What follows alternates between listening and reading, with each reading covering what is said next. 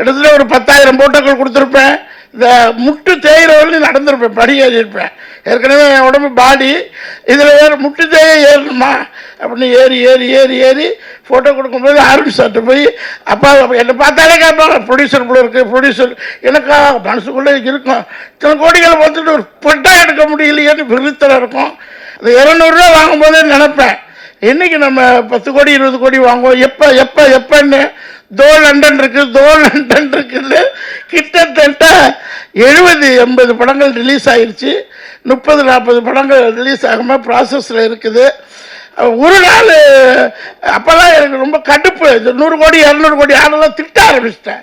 போய் ஏன்டா நீ 100 கோடி வச்சுருக்க, 200 கோடி ஒரு 2 கோடி 5 கோடிக்கு படம் பண்ணுங்கடா அப்படின்னு போய் திட்ட ஆரம்பிச்சிட்டேன். காரணம் என்னென்னா, இங்கே உள்ள அசிஸ்டன்ட் டைரக்டர்ஸ், மேனேஜர்ஸ் என்னென்னா அவர் சொல்கிறாரு பொய்யோ டுபாக்குரோ எல்லோரும் திருப்பூர் போகலான்னு வந்து பார்த்தா எல்லோரும் பிரமிச்சிட்டாங்க. போராடி போராடி போராடி ஒரு 50 கம்பெனிகளில் top 10 company, Ramraj, Viking, Chennai silks, Pothys, இந்த மாதிரி கம்பெனிஸு கெஞ்சி கூத்தாடி பார்த்துட்டு ஐயோ படமே எடுக்க முடியாது போல இருக்கு, தெரியாதமா வந்துட்டோம். 200 ரூபா ஒரு வாய்ப்பு கொடுத்தாங்களே, அதை மறுபடியும் நடிக்க போனால் என்ன அப்படின்னு நடிக்க வந்தது தான் அது வந்து சேதுபதியில் ட்ரெயினிங் ஆகி அயலியில் பெரிய ஆளாகி இப்போ மறுவடிவம் கொடுத்துக்கிட்டு இருக்கு. மைக்கு சரி கொடுத்துரு, மைக்கு கையிலே கொடுத்துருங்க. ஆமாம் ஆமாம் ஆமாம், அதுதான் நமக்கு கரெக்டு. சென்டர் மறைக்குமே, சரி ஓகே ஓகே மறைக்கும். இல்லை மறைக்கும், மெயின் நீங்கள் தானே. இப்போ என்னன்னு தெரியல, 30 வருஷமாக வெறும் கோடிகளில் உள்ள மனிதர்களோட பழகிட்டு டெக்ஸ்டைல் இண்டஸ்ட்ரியில் அந்த மைண்டை மாற்றுறதுக்கு ஒரு நடிகனுங்கிறது சாதாரண, கொஞ்சம் மேடையில் வந்து உட்கார்றது அவ்வளோ சாதாரண விஷயம் இல்லை. ஒரு 10 ஆண்டு காலமாக திடீர்னு ஏறினா ஃப்ளைட்டு, இறங்கினா காரு, 2 வீலரு வாழ்க்கையில் ஓட்டியிருக்கேன். இப்போ ஒவ்வொரு காலத்தில் டிவிஎஸ் 50 அந்த மாதிரி ஒரு லைஃப் ஸ்டைலில் இருந்துட்டு ஒரு 200 ரூபாய்க்காக போய் நம்ம நடிக்க போகிறது அப்படின்னு செல்ஃபு மனசு வந்து கேட்காது சார். 200 50,000 ரூபா செலவு பண்ணிட்டு கார் எடுத்துக்கிட்டு போய் அரண்மனை 1 ஆக்சுவலி இதயம் படத்தில் க்ரௌட் ஆர்டிஸ்டாக இருந்த 90ஸ்ல அப்போ வந்துட்டு ஃபேமிலி சுச்சுவேஷன், சினிமாவுக்கு போகக்கூடாதுன்னு அடியெல்லாம் வாங்கியிருக்கேன். எங்கள் மாமாலாம் கட்டி வச்சு அடிப்பாங்க, சினிமாவுக்கு போயிட்டான் ஓடிவிட்டான் பாரு அப்படிம்பாங்க, சினிமாவுக்கு போகிறதுக்கு ஓடிவிட்டான் பாரு அப்படி. ஏன்னா நான் ஃபேமிலி ஏர்னிங் மெம்பரு. கதிர் சார் படத்தில் இதயத்தில் ஒரு சின்ன சீன் வந்திருக்கேன், அந்த சவுத் இந்தியன் திரைப்பட சங்கத்தில் நடிக்கும்போது தான் என்னுடைய ஃபஸ்ட்டு அந்த ஒரு தாக்கம். அதுக்கப்புறம் நான் போய் வியாபாரம் பண்ணும்போது ஒரு 30-40 படங்களில் போய் பொள்ளாச்சியில் ஷூட்டிங் ஸ்பாட்டில் போய் கெஞ்சுவேன், ஏதோ ஒரு வாய்ப்பு கொடுங்க அப்படின்னு. போய் யாரும் இப்போ அப்படிதான் கிடைக்கல. ஒரு தெய்வ வாக்கு, சின்ன பசங்க நாங்கள், இந்த மாதிரி நிறைய படங்கள் சொல்லிக்கிட்டே போகலாம். அது எல்லா படங்களையும் போய் பார்ப்பேன், அப்படி கேட்பேன். எங்கேயும் வாய்ப்பு கிடைக்காது, ஏன்னா எல்லாம் ப்ரீ பிளான்டாக வந்துடுவாங்க ஆர்டிஸ்ட்டு. இங்கேருந்து பொள்ளாச்சி வரணும்னா வெல் எஸ்டாப்ளிஷ்ட் ஆர்டிஸ்டோட பேக்கப்போடு அங்கே வந்துடுவாங்க. அப்படி வரும்போது நம்மளை எப்படி கண்டுக்குவாங்க. அப்புறம் தான் அதுக்கப்புறம் ஐயோ இது ரொம்ப கஷ்டமான வீடுன்னு போயிட்டு ஒரு மாபெரும் துறை, சாம்ராஜ்யத்துறை டெக்ஸ்டைல்ஸு. நீ தமிழ்நாட்டோட பாதி வருமானமே டெக்ஸ்டைலில் தான் வருது.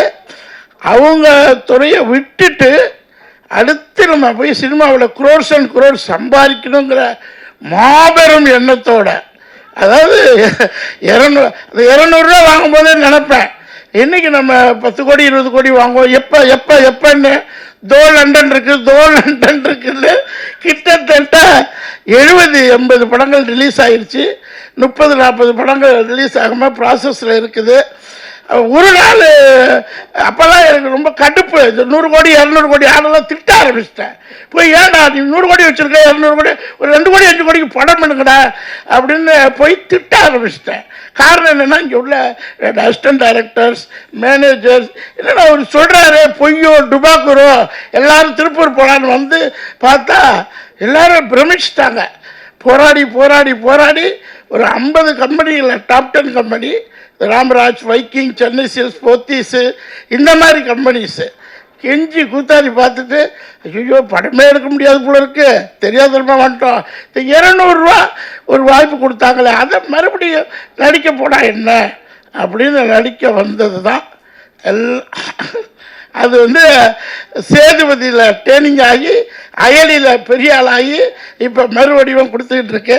திடீர்னு ஒரு நாள் 2 நாள் படங்கள் என்னால் போக முடியல, health challenges, travels, cinema company bus ticket நான் ஏசி பஸ் கொடுக்கும், இல்லாட்டி ட்ரெயின் டிக்கெட் கொடுக்கும், அவ்வளோதான். அப்புறம் ஃப்ளைட்லையே சொந்த காசு போட்டு போட்டு போட்டு போட்டு எல்லா ஊருக்கும் ஃப்ளைட்டில் போய் காசு இருந்துச்சு அப்போ, இப்போ தான் காசு இல்லை. ஸோ நடித்து அப்போ ஆரன் சார் வந்து ஒரு நல்ல அவரை நான் போய் ஆஃபீஸில் போய் பார்ப்பேன்.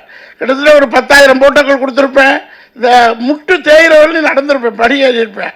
ஏற்கனவே என் உடம்பு பாடி, இதில் வேறு முட்டு தேய ஏறணுமா அப்படின்னு ஏறி ஏறி ஏறி ஏறி ஃபோட்டோ கொடுக்கும்போது ஆரன் சார்கிட்ட போய் அப்பா என்னை பார்த்தாலே கேட்பாங்க, ப்ரொடியூசர் போல இருக்குது, ப்ரொடியூசர் எனக்கா மனசுக்குள்ளே இருக்கும், இத்தனை கோடிகளை பார்த்துட்டு ஒரு பட்டா எடுக்க முடியலையேன்னு விருத்தம் இருக்கும். இருந்தாலும் நடிப்புன்னு ஒன்றதுனால சார் வந்து ஒரு நாள் கொடுத்தாங்க திடீர்னு, சார் என்ன சார் மறுபடியும் செகண்ட் ரவுண்டா 100 படம் ஒரு நாள். இல்லை உங்களை பாருங்கள், ஒரு டிஃப்ரெண்ட்டாக நித்யானந்தா ஸ்டைலில் ஒரு ஒரே நாள் அந்த அந்த கேமரா இருக்கட்டும், அந்த ஒரு செம்ம கேமராமேன் அவர்கிட்ட ஒர்க் பண்ணியிருக்கேன்னு நினைக்கிறேன். உங்கள்கிட்ட ஒர்க் பண்ணியிருக்கேன்னா இந்த படத்தில் இன்னொரு படத்தில் ஒர்க் பண்ணி எதில் ஏதோ ஒரு படத்தில் ஒர்க் பண்ணியிருக்கேன். அதாவது அசிஸ்டண்டாக இருந்தீங்க நீங்கள் பெரிய. ஸோ அவ்வளோ லைட்டிங், அவ்வளோ கேமரா, டைம் இல்லை, அன்றைக்கி டேட் இல்லை, ஒரு நாளைக்கு 4 படம் சூழ்நிலை ஆகி போகுது. இப்போ காலையில் போய் இன்றைக்கி 2 ஆடியோ லான்ச்சு, நேற்று நைட்டு ஷூட்டிங், திருவேண்டத்துலேருந்து இங்கே வர்றேன், நைட்டு 2 மணிக்கு தூங்குறேன், 7 மணிக்கு first audio launch, second audio launch. அந்த மாதிரி சினிமா காலகட்டங்களும் அந்த நேரம் வரும்போது டேக் ஆஃப் பண்ணிக்கிட்டே போகும்போது அந்த படத்தில் அந்த சீன் எடுத்தால் பாருங்க டைரக்டரு, அவ்வளோ பிரமாதம் sir. Media sir already trailer cut வந்து மக்கள்கிட்ட ஏகப்பட்ட பாராட்டு கொண்டு சேர்த்துட்டீங்க. நீங்கள் எங்கே பார்த்தாலும் 7G டெய்லர் கட்டு தான், டெய்லர் கட்டுன்னு தானே சொல்லுவோம். Tailor very successful. நானும் எங்கள் போராட்டத்துலலாம் கேட்குறது, ஸ்டேட்டஸில் வைக்கிறது, டெய்லர் நல்லபடியாக சூப்பராக கொண்டு போய் சேர்த்துட்டீங்க. 7G ரெயின்போ காலனி மாதிரி இந்த படத்தையும் எல்லாருமே பார்ட் 2 கேட்க ஆரம்பிச்சிட்டாங்க. இப்போ என் ஃப்ரெண்ட்ஸ் எல்லாம் வந்தாங்க, ஸோ 7G இப்போ ரெயின்போ 2 அப்படின்னாங்க. அது மாதிரி இந்த 7Gங்கிற சென்டிமெண்ட்டு அவ்வளோ அருமையான சென்டிமெண்ட்டு. அதை மறுபடியும் நீங்கள் எழுதி சின்ன சின்ன படங்கள் இன்னும் கொஞ்ச நாள் தான். இப்போ காலையில் வந்து ஒரு பில்டர் 10 கோடி 15 கோடி போட்டு எடுக்கிறாரு. ஒரிஜினல் சினிமா பிஸ்னஸ்மேனுக்கு தெரிய ஆரம்பிச்சிச்சு. இந்த இண்டஸ்ட்ரி 10 துறையில் இங்கே ஓடிடி வந்தாச்சு, சேனல் வந்தாச்சு, தியேட்டர்கள் வந்தாச்சு. எந்த பக்கம் திரும்பினாலும் மக்களுக்கு சினிமாங்கிறது ரத்தத்தில் கலந்துருச்சு. அதனால இந்த துறை வந்து மேலும் மேலும் வளரணும். சார் வந்து அடுத்தடுத்த படங்கள்ல எனக்கு கொஞ்சம் நல்லா 2 நாள் 3 நாள் கேரக்டர் கொடுக்கணும். அதே மாதிரி லெஜண்ட் நம்ம சுப்பிரமணிய சார், அவர் திருடாத்திரடி படம் பார்த்தேன், அதுக்கப்புறம் அவரோட நடித்த பெருமை. அது மாதிரி ஒரு எத்திக்ஸ் 2-3 படத்தில் ஒர்க் பண்ணிட்டோம். அது மாதிரி எல்லாருமே நிறைய பேர் புதுமுகங்கள். அவர் நம்ம மியூசிக் டைரக்டர், அவர், நான், இன்னொரு வித்யா மேம், அருண் சார், இவங்கெல்லாம் ஒரு டீமு ஃப்ரெண்ட்ஷிப்பாக. தண்ணி வேணுமே கொஞ்சம் இருக்கா? அது பேசும்போது தண்ணி கம்பல்சரி வேணும். போதும், நிறைய பேசியாச்சு. நீங்கள் எழுதணும், சின்ன சின்ன படங்களை எழுதணும். அதுக்காக தான் இவ்வளோ தூரம் பேசுகிறேன். 7Gயை எப்படி ட்ரெய்லர் கட்டில் நல்லபடியாக கொண்டு போய் சேர்த்திங்களோ அதே மாதிரி எழுத ஆரம்பிச்சுங்க. RRP என்னமோ நீங்கள் எழுதுறது தான் சட்டம், அதை மக்கள் பார்க்க ஆரம்பிச்சிடுவாங்க. சின்ன சின்ன ப்ரொடியூசர்ஸு வளரணும் தான் எங்களை மாதிரி ஆர்டிஸ்ட்டுக்கு நிறைய வேலை கிடைக்கும். Okay, thank you.